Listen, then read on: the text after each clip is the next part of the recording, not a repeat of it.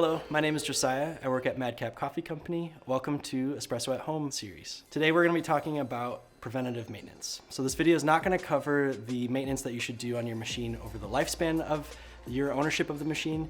We're just going to cover some of the daily things you should do and then the more periodical things you should do. So for starters, before and after you pull a shot of espresso, you should always flush the group head just by engaging the pump, allowing water to drip into the drip tray.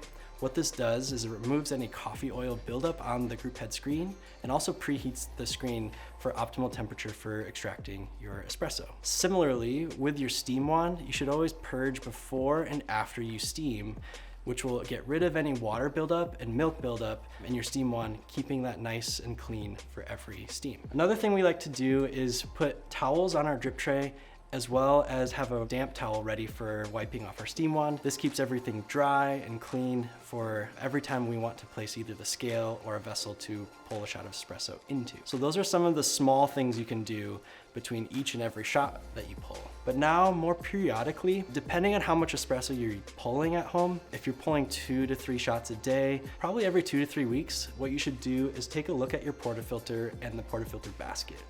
What can happen is, in between the basket and the portafilter, there can be coffee buildup and oils. You'll notice that it could be a nice brown color that you want to clean and get rid of to bring this back to essentially brand new.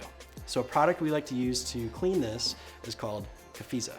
And using just a teaspoon of Cafiza in hot water, you can soak this equipment and then scrub, and it will bring it back to brand new and keeping it nice and clean. This will allow you to get the optimal flavor from each shot of espresso and not have any unwanted oils in your coffee. With the Breville machine, you can still do the same thing by popping off the portafilter basket and cleaning it with Cafiza. Another thing that we want to point out with this is a process called back flushing. And so this is actually cleaning the group head of your espresso machine. So to do this on the Breville machine, it will indicate when to back flush, and there's a whole system where it will handle the process of back flushing after you get it set up. So to do that, you're just going to put the basket back into the portafilter and insert one of the silicone add-ons into your basket, essentially sealing off the holes in the bottom.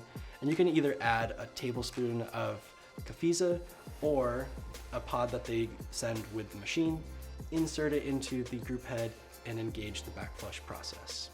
With the La Marzocco machine, it's a little bit different, but also very similar in the sense that you will remove the basket and add one of the blank baskets that doesn't have any holes in it.